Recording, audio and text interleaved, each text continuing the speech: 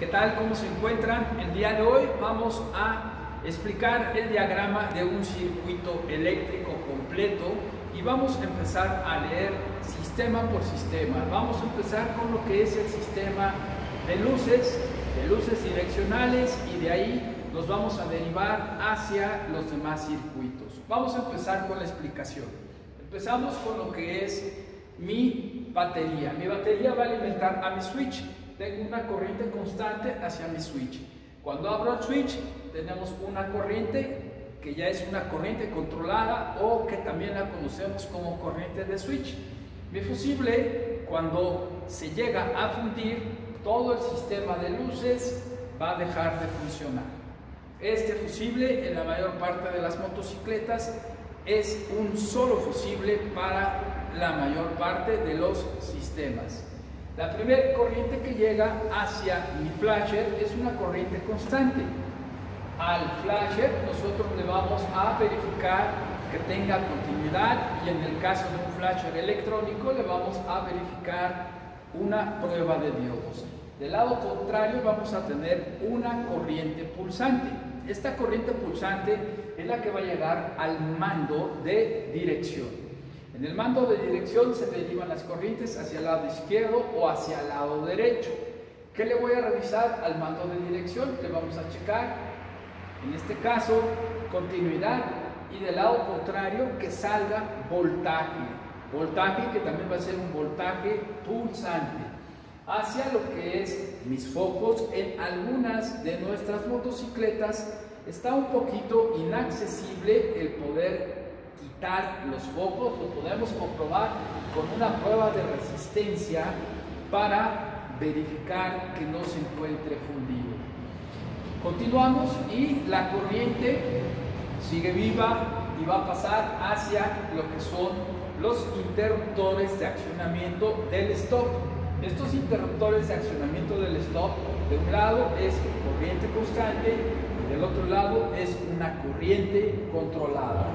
A los interruptores nosotros le vamos a revisar la continuidad y que de un lado tenga precisamente una corriente constante y del otro lado que salga una corriente controlada. En caso de que no salga, se encuentra dañado lo que es el interruptor de accionamiento. Esta corriente llega hacia lo que es precisamente el foco trasero y enciende lo que es mi stop. Continuando, la corriente va hacia lo que es el mando del lado derecho, donde tenemos el control de luces. En la primera posición está apagado. En la segunda posición la corriente va a salir y va a pasar al otro filamento de mi calavera, la luz de posición, o que conocemos nosotros como luz de cuarto. Pero sale una corriente que va hacia el foco del faro principal, el cual conocemos como vela. Aquí no está representado lo que es mi tablero, pero de aquí mismo nace la corriente para mi tablero. En la segunda posición va a salir la corriente que va a alimentar hacia lo que es, en este caso, mi control de cambio de luces, alta y baja. Este interruptor, al igual que este interruptor y este interruptor, le vamos a verificar continuidad y que llegue corriente por un lado, que salga corriente por otro lado. Tenemos aquí lo que es el claxon óptico, ¿sí? Que no es más que un interruptor que pasa directamente de la corriente que va a alimentar a mi control de cambio hacia lo que es precisamente la luz alta. Cada que accionamos va a prender lo que es precisamente esa luz alta. Algo que es, en este caso, mi foco, lo podemos verificar por resistencia o por continuidad. Vamos a continuar. Llega la corriente, sigue la corriente y vamos hacia lo que es mi bocina de claxon. Le llega una corriente constante, ¿sí? ¿Cómo va a accionar? Vamos a tener lo que es un interruptor donde lleva una tierra ¿sí? Una tierra hacia chasis, que es una tierra constante, y cada que accionamos lo que es el interruptor, ya es una tierra controlada que llega hacia el claxon, cerrando el circuito y accionando precisamente este sistema. Al igual que todos los interruptores que nosotros acabamos de mencionar, le vamos a checar la continuidad. Esta es la explicación relacionada hacia lo que es el sistema de luces. Vamos a continuar con lo que es el sistema de arranque. Para el sistema de arranque nosotros tenemos que le va a llegar una corriente constante hacia el solenoide y tiene que salir una corriente, ¿sí?, hacia la marcha. La marcha va a tener en este caso ya su tierra, debido a que está precisamente el motor anclado hacia el chasis y tenemos precisamente que la tierra de la batería está anclada de igual forma hacia el chasis. ¿Cuándo va a arrancar? Cuando se presente en este caso las condiciones de una corriente y una tierra que activen lo que es precisamente el interruptor magnético del solenoide. Una corriente, en el momento que nosotros abrimos el switch, esta corriente va a aparecer en lo que es precisamente mi solenoide, y la tierra va a ser por medio de mi botón de marcha, que de un lado tengo la tierra constante. Cuando accionamos sale una tierra controlada, cierra el circuito y en ese momento la marcha empieza a trabajar. Pruebas que le podemos hacer a mi solenoide van a ser pruebas de resistencia en estos dos cables de activación del interruptor electromagnético en una escala de 200 ohms. Este es el segundo sistema de nuestro circuito eléctrico. El siguiente sistema va a ser el sistema de carga. El sistema de carga nace de lo que es el estator. En el estator nosotros vamos a tener varias bobinas. La primera fase de bobinas de mi estator o corona le vamos a llamar bobinas de luces. Estas bobinas de luces van a mandar una corriente alterna hacia el regulador rectificador, dependiendo del tipo de regulador rectificador o de mi sistema de carga, ya sea monofásico, bifásico o trifásico. Van a ser las puntas que se van a conectar, en este caso, hacia mi regulador rectificador. Aquí va a llegar, en este caso, de 12 a 120 volts de corriente alterna, es lo que me va a generar y que van a entrar precisamente a las fases de diodos en la parte interna de mi regulador rectificador. Le vamos a llamar a esta parte puente de diodos.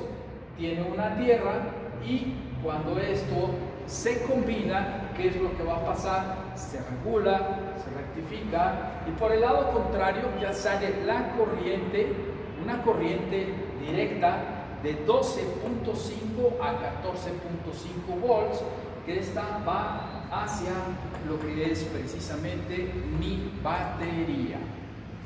Pruebas que le vamos a efectuar al regulador rectificador van a ser una prueba de diodos, y en el caso de lo que viene siendo mi estator o corona, le vamos a revisar una prueba de resistencia entre puntas y una punta y a tierra. ¿Qué debe de aparecer en el multímetro? Entre puntas me debe de aparecer un valor. Este valor vamos a hacer mención que no debe de haber una variación muy drástica entre la posición frío y caliente. ¿Cuánto? Más de 3 ohms. Acuérdense que a mayor resistencia, menor flujo de corriente. Entonces, continuando con esto, ¿qué es lo que nosotros tenemos? ¿Sale? Vamos hacia la siguiente parte, donde tenemos el sistema de encendido. En el mismo estator o corona van a ser lo que es la bobina de carga del CDI, ¿sí?, para los sistemas CDI. ¿Cómo vamos a diferenciar esta bobina?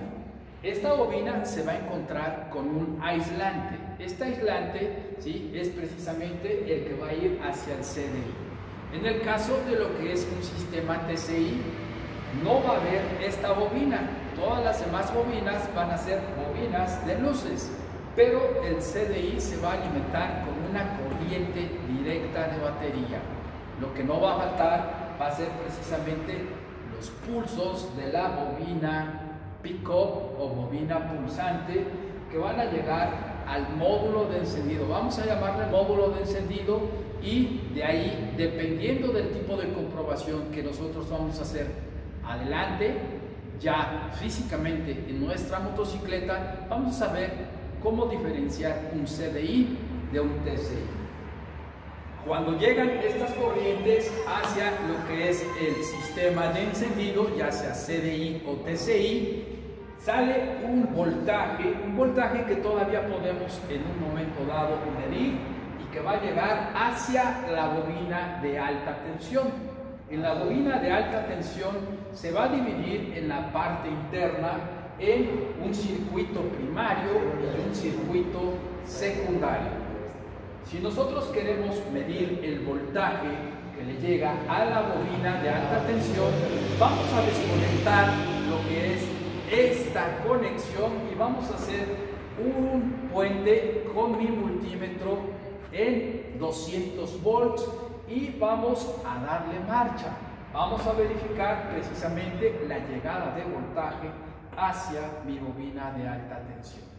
Para verificar lo que es la resistencia de la bobina de alta tensión, nosotros vamos a colocar en 200 ohms, ¿sí?, mi multímetro en la entrada precisamente de la bobina y hacia el cuerpo de la propia.